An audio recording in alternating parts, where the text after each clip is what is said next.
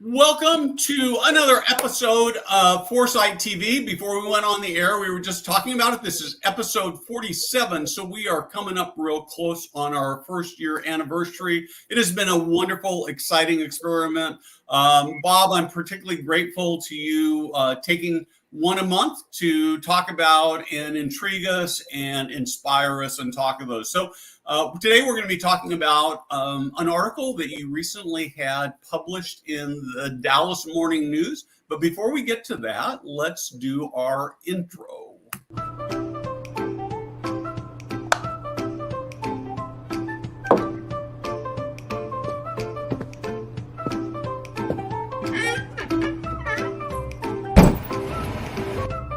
Hey guys, Steve Moran here.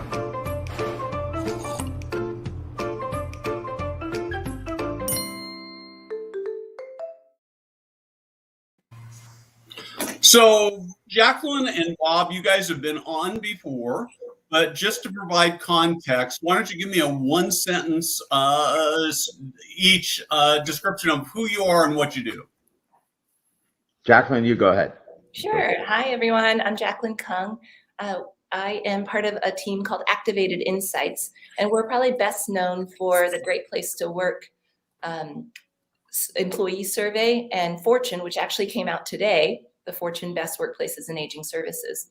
What a lot of people don't know about us is that we are also one of the largest providers of resident surveys. So we have a lot of data across all sorts of people in senior care and senior living. Terrific. Bob? Great. And that'll get us into our topic of discussion today, without a doubt. Bob Kramer, I'm the founder and now fellow together with Jacquelyn and 11 others at Nexus Insights, which is really what we're doing is incubating a think tank that's focused on bold ideas and actionable models to transform aging, transform housing, care, services, and really the whole way we think about aging. Previously, I had co-founded NIC and served as CEO of NIC for 27 years, and then went into a strategic advisor role. So I've spent decades in the area of aging and aging services and love working in this field. Terrific. So, one of the things I love about talking to both of you is you have such a deep passion for what the industry is doing. You appreciate the goodness of it, and yet you also see great opportunities for us to get even better. So, Bob, I'm going to start actually with you. You have, over the last few months, been very purposely featured in a number of mainstream media publications, The Hill, the Dallas Daily News, and I sort of hadn't noticed I knew about this article that we're going to talk about today and the one that you did with Ann Tomlinson and David Grabowski a few months ago in The Hill. But you've also been published in several other sites and multiple articles in those places. I'd actually like to talk to you a little bit about why, as a senior living expert guru, you're putting some time and attention into mainstream publications. Well, it's really pretty simple, Steve. Nexus Insights, our purpose is to really change both the conversation as well as to change really the options and the opportunities out there for older adults and how we think about housing and how we think about aging and care and services. You're going to change the conversation. You can't just talk to other people in the aging services field. You're not going to really accomplish change there. So whether it's in the policy audience, and then you think of places like The Hill and Roll Call, both of which we've been published in, or whether you think about a more mainstream audience of the general public, and there you would think of a publication such as the Dallas Morning News, which we've been published in now, Jacquelyn and I, together with our other colleague, Ed Fronheim. This is our second article, op-ed, to actually appear there. But again, the point is we're very strategic in what we're doing at Nexus Insights, and strategically, we want to put forth bold ideas. We want to challenge the status quo. And to do that, as I said, you've got to strategically be in publications where you're going to influence public opinion, policymakers, researchers, academics. I've also done several different things in health affairs. And so, again, and that's aimed at an academic research type of audience. So, again, if you're going to change the conversation, you've got to first engage people in conversation. So we're seeking places to engage folks in conversation. Terrific. So, Jacquelyn, in this article, you make the point that the national media has really gotten it wrong when it comes to senior living. And talk to me a little bit about that and maybe what we should be doing about it. Great question, And Steve. excuse I a don't little think bit it's of the studio with the dog there. So, Steve, your parrot's going to start talking too with this luck, right? That's right. Great question, Steve. So I don't think it's any secret to anyone in senior living that the media has confounded senior living with nursing homes. Nothing wrong with nursing homes, but senior living is an entirely different product, and it's an entirely different consumer audience. And so what the national media has gotten wrong is several things. The biggest one, I think, is the confusion of senior living with nursing homes. Okay. And I would say, too, that it's not so much just the media. It's all of us. In other words, I don't think it's fair to just put the blame on the media, but all of us quickly fall into believing in stereotypes and parroting those stereotypes. And that's part of what we're really trying to address. And in this case, with the rich data that Jacquelyn and her team have at Activated Insights, and we're saying, hey, that narrative doesn't get it quite right. In fact, it doesn't get it right at all. And it's interesting that at the same time we're saying that, you see research coming out, multiple research studies, most recently reported in the Kaiser Health News. And there, the head of clinical research at Cleveland Clinic is quoted as saying, in actual fact, the increase in death rate amongst those 65 plus was higher for those living in community than it was for those living in nursing homes.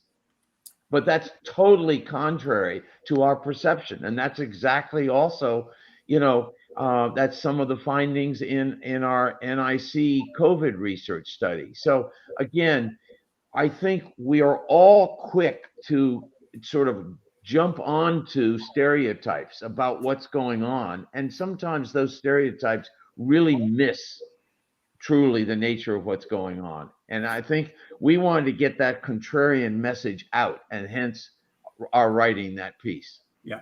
So you sort of talk about this stereotyping, right? And the term we hear batted around a lot, and I think it's actually very complicated, but is that you talk about ageism. Where does that come into this whole conversation? Jacquelyn, you want to start? Sure, that's such an interesting question. The media, to your earlier question, Steve, the media tends to write stories, I've found, that reinforces what those journalists feel, or what those journalists feel that their audience might already feel, right? And just kind of add more facts, magnify current feelings a bit more. So when ageism exists, which, we all have, to Bob's point, we all are ageist to one point. If you've grown up in our society, we are ageist in some way or another. And so when that's the starting point, and then the media writes things that just magnify what we may already feel, that's where you go really negative, really fast. And I think, too, I would relate it in terms of ageist and ageism, Steve, specifically, too, in terms of the stereotype that older adults, particularly older adults that live in any type of senior living community, there's a sense that they've lost all independent agency. In other words, and so then that feeds that perception then feeds the sense that in the midst of COVID, they're lonely, they're desperately lonely, desperately afraid, and then and there's no sense of that they too could rise to a crisis, just as we see other groups in society rise to a crisis, whether it's a pandemic or whether it's a war. We see how in tough times people can rally around, they can find and reinforce a sense of community, and they can be active participants in their own way in addressing whatever challenge they face. And that's exactly what we found in the activated insights data. So it isn't that there aren't, and we're not saying that there aren't some very lonely, scared seniors during the midst of COVID in our senior living communities, but the perception that all seniors are feeling terrified, trapped, and lonely, and it's like, please get me out. That's not borne out by what the data shows. So I want to get into the data. Go ahead, Jacquelyn. One thing to build on what Bob just said is when this is the situation, there's huge opportunity, right? Whenever there are problems and we're identifying a problem, I'm an entrepreneur, there are huge opportunities. And I think that's where you're about to go next, Steve. Well, this is the thing I was going to say is that what's interesting to me is that I wouldn't have predicted this when I started writing and talking about the industry, but I hear quite a bit from residents. And I watch what's happening with residents. I watch a bunch of Facebook feeds where it's talking about residents, and residents are interacting with communities and with each other. And one of the things I've really loved about it that I found is really remarkable is how they came together to support each other and even to support the operators in as they were living in senior living. And it's sort of like this may not be quite the right analogy, right? But it's sort of like if we're in a sinking boat, we can either fight each other or we can figure out how to come together and rescue each other and take care of each other. And I saw a lot more of rescuing and caring for each other than infighting that might have come with it, right? Which would really say very positive things about the environment. Okay, so let's actually jump into the research and what it says. Yeah, Jacquelyn, why don't you go ahead and just, since it really is your data at Activated Insights, I mean, we're talking 64,000 surveys. So this is a lot of information about both residents and their families. So Jacquelyn? Yeah, so we've been, as some people may know, we've been surveying residents and family members since 2018. And we took the data that we found from this year, 2021, and looked at what it was saying. In particular, even before the pandemic, we had in our standard survey tool some of the best in class research, one of which is the UCLA 3 loneliness assessment. And this is a standard instrument that can be self-administered, meaning you can answer the questions yourself. And with these 3 questions, it identifies people who are very lonely, and not lonely. And so we looked at the data from this year and in particular honed in on those 3 questions and looked at the incidence of loneliness in residents in congregate settings, specifically senior living. And we found that just under 20% of seniors counted themselves as very lonely. Now, what's interesting is when some of our providers, these are surveys of providers, hear that, they get really sad, right? And they say, oh no, that's a lot. But actually, if you looked at the research of residents in congregate settings before COVID, it was, in the kind of 26, 27% ballpark, ranging from 19 to 29%, but 26, 27%. So 20% is very likely lower at or lower than what it was before. Wow, that's pretty cool. So, and do we know what it is for the general population as well? For a similar age cohort? That's a great question. We can look that up because this is a standard instrument, but I don't have that at my fingertips. Yeah, because I don't remember what the numbers were, but my sense is I've seen it before, and my sense is that for seniors living at home alone in particular, but even in couple situations, that it's more in the 30 to 40% range. So it would say really good things about senior living, I'm thinking. Bob? Yeah, I How do mean, you- I think it is, again, it's not that even 20% or 19% is too much of people who feel very lonely. But I think the fact, again, the image over the last year and a half has been that everyone in a senior living community is feeling trapped and lonely. And as I said, please get me out. And the reality is that for 4 out of 5 of residents, that's not what they're reporting. And then in addition to that, I'd ask Jacquelyn to comment a little bit about some of the comments about what's the best things about their community and how those differed from before the pandemic to this time frame, which was in the midst of the pandemic, because that's even more revealing. So we don't want to sell on a negative. In other words, you're not very lonely, we should rejoice. We Yeah. want to sell on a positive, and it's the positive things that came forth in this survey that I think are most important, most exciting, and most speak to how it is that we really can attract people to want to live in our setting. So, Jacquelyn, you want to comment Yeah, some so put about? the positive spin on it. And I guess what I'd really love is we didn't talk about this in advance, so I'm going to kind of put you on the spot, right? But I'd love to know if you have any stories, because I'm thinking if I were an operator, wouldn't it be amazing to go out and just do some interviews with the residents and ask them things like, so you've survived the great pandemic. What did you learn? What were the best parts? I just bet there's stories that would be like crazy good. Yeah, they have. I mean, you see some of the stories coming out in the comments, right? Before the pandemic, a lot of resident comments were the usual, oh, the food seasoning needs to be better, or this or that. A lot would talk about the staff.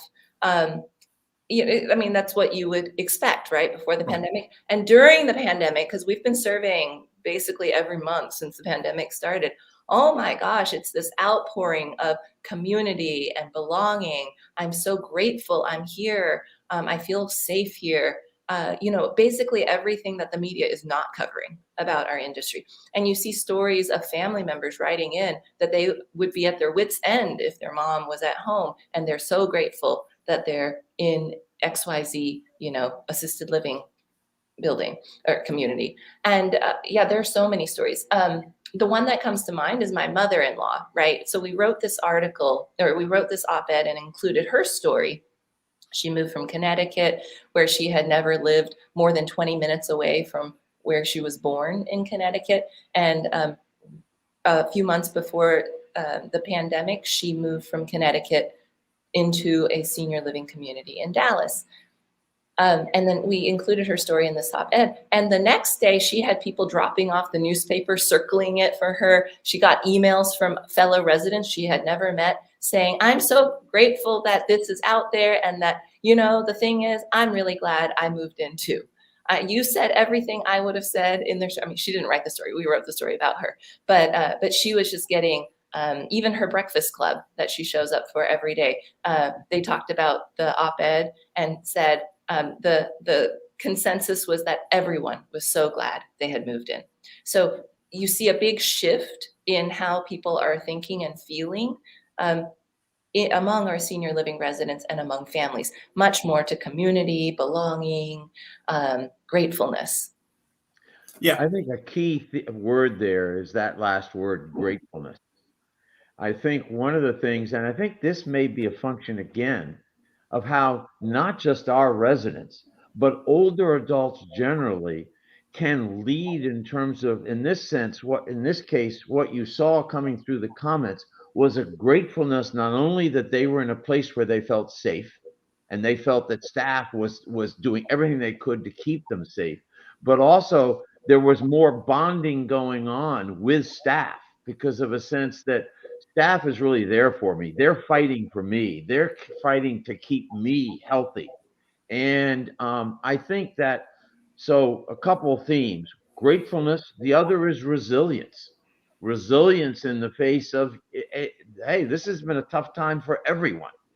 But that resilience, and again, the point is, it's so contrary to the perception. And the resilience on the one hand, the gratefulness, the sense of I'm in a place where I feel safe and I'm so glad I'm here. I think pre-COVID, every operator had lots of stories that they could tell about residents saying, I only wish I'd moved sooner. I'm so glad I'm here.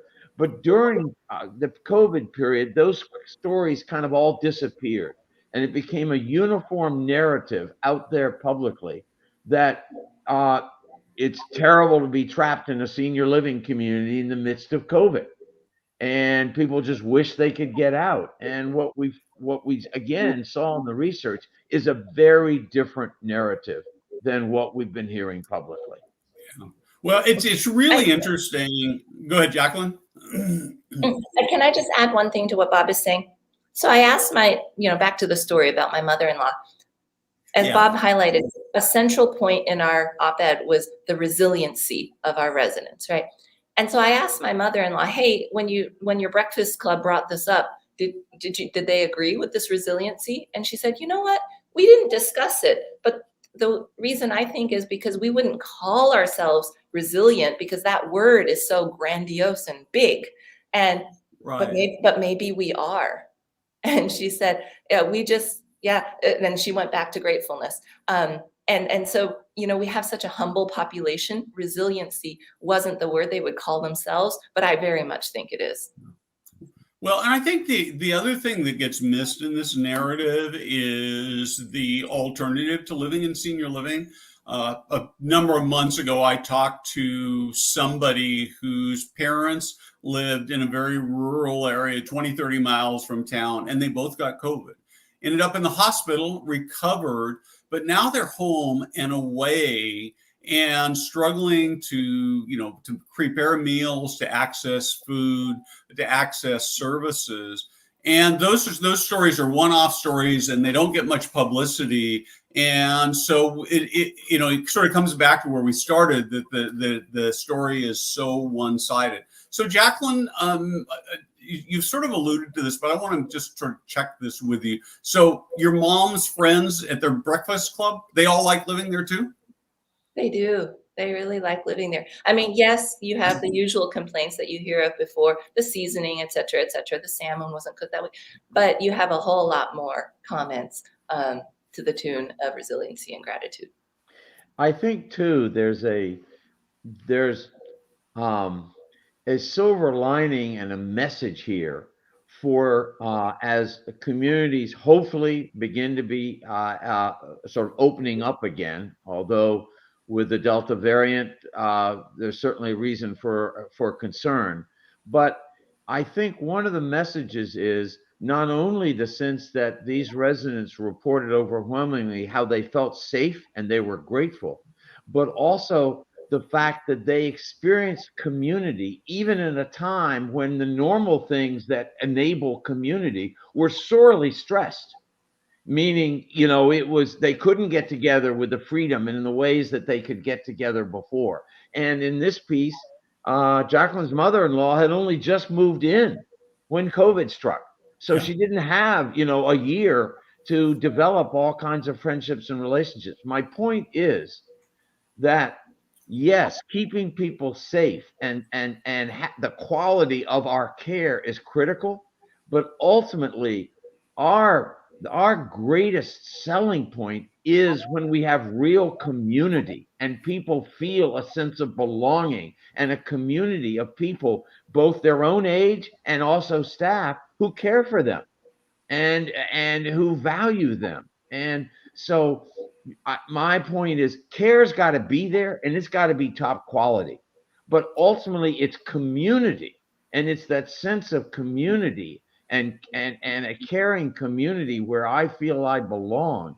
That's the strongest thing of what we have to sell. It's not our care. And if we only sell care, increasingly technology and on demand services are going to enable people to feel like they can stay home, but they won't get that sense of the breakfast club. They Yeah. won't get that sense of community. Yeah.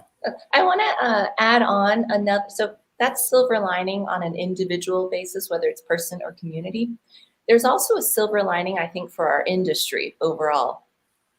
You know, we work with Fortune on the best workplace list. And Bob knows that we, over the years, been talking to different publishers about how can we showcase our community from the kind of customer point of view.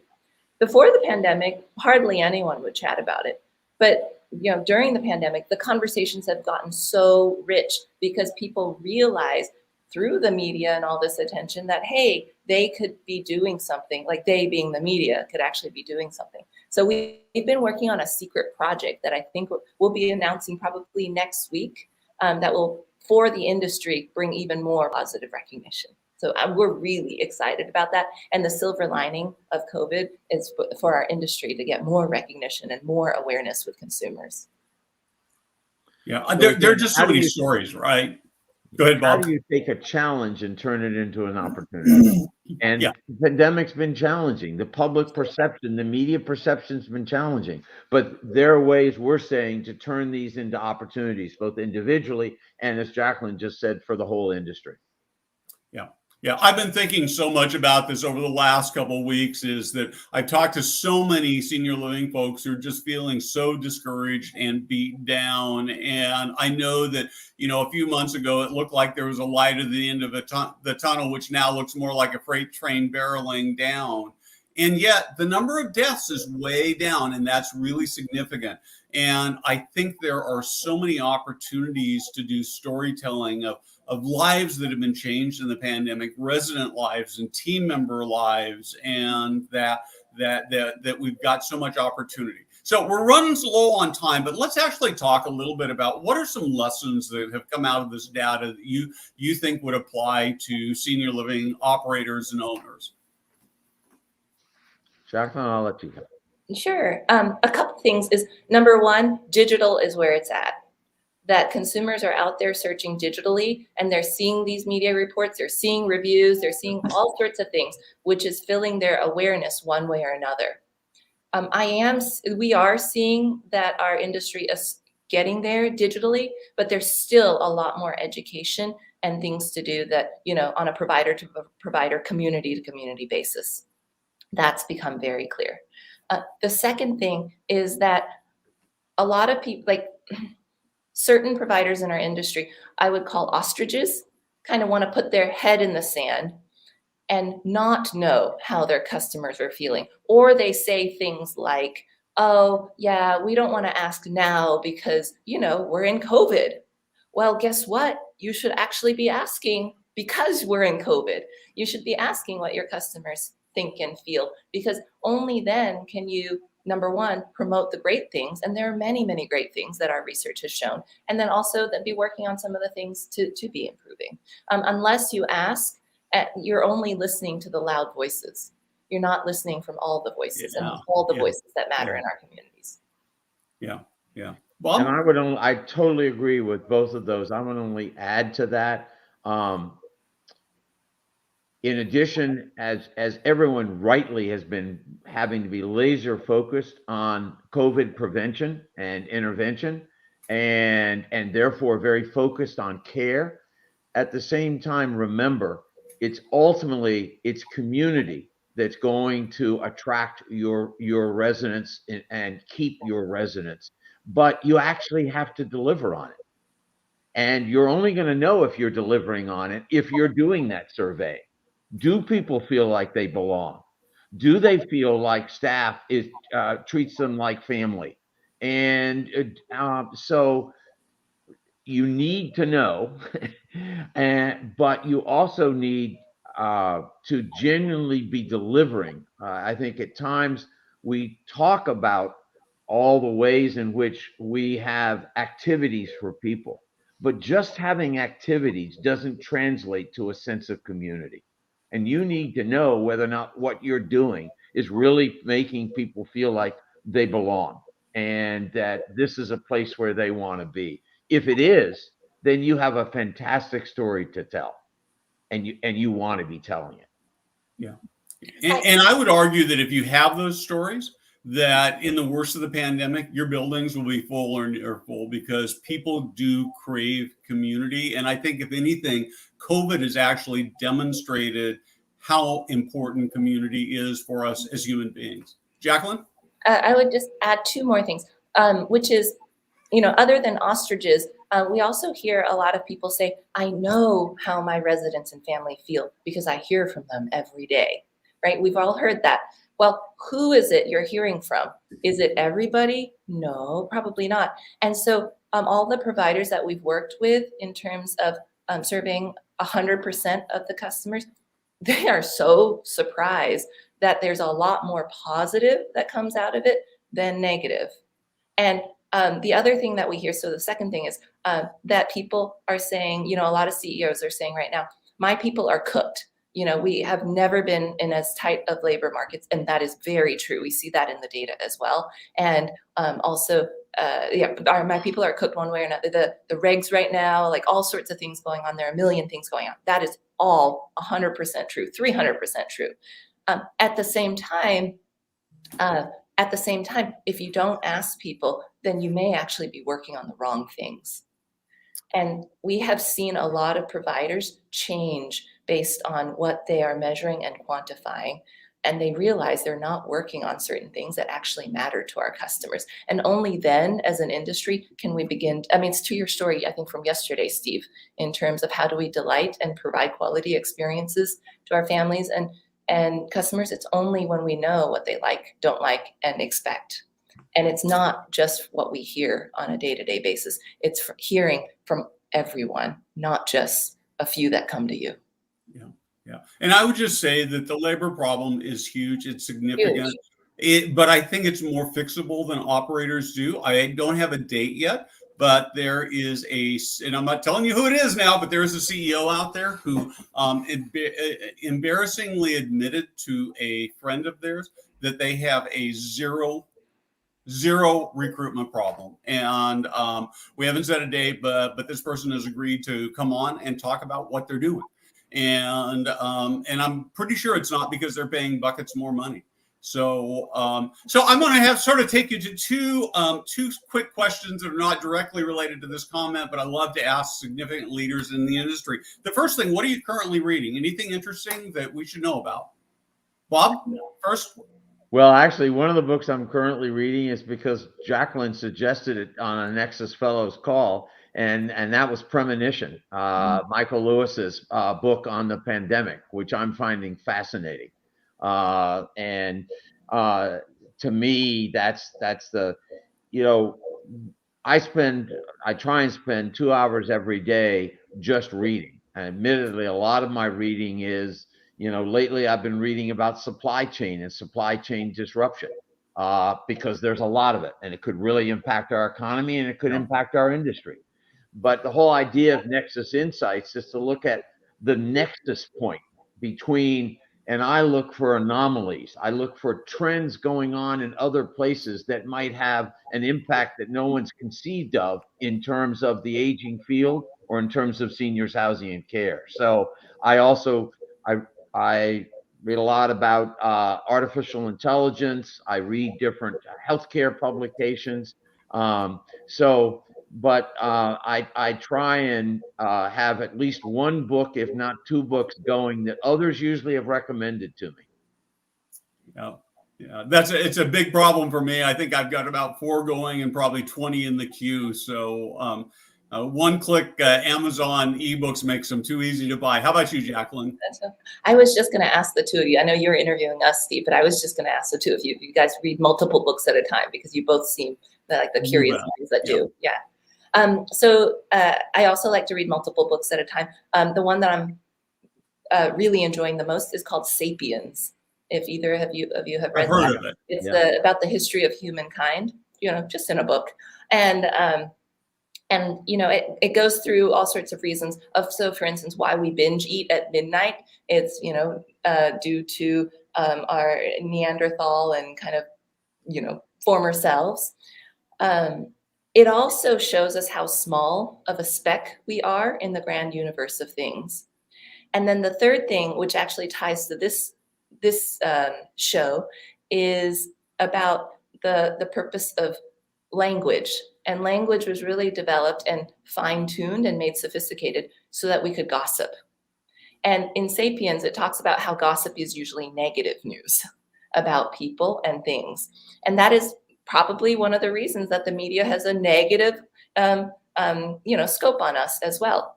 But then because we have language, we're able to draw out the nuances and sophisticated topics to make something both positive, as well as Bob has been saying, an opportunity. So I'm really excited about some of the things we're working on and learning a lot in this book, Sapiens. Great. Okay, and in one sentence, what's your goal for changing the world? Bob, you first. To create more opportunities for third acts that are purposeful and regenerative for older adults. Jacquelyn? That's a great question. For me, it would be to make aging services an experience that we all want to have. Terrific. Thank you very much. I appreciate your passion for the industry. I really, really appreciate your willingness to get senior living out on the public stage in a positive way, to get people thinking about it, because the first step is to get people to go, maybe I got that wrong. And you're doing that every day. You're committed to that. I love that. I just want to remind people, we have a text community. We'd love to have you join. We'll send you out stuff occasionally. Those who are already subscribed, they got a notice when we went live today. If you want to join, text just TV to 916-659-5287. You're going to get a form back that asks you for some additional information, including your birth date. I have no control over that. I can't take that out. Feel free to lie about when you were born. Feel free to lie about the month and the day. I do not care. It's fine, but it's a required field by the platform. So with that, thank you very much. Have a great weekend. Thank you for what you're doing to change the world. Thanks, Steve. Thanks, Steve. Thanks, Bob. Bye-bye. Yep, bye-bye.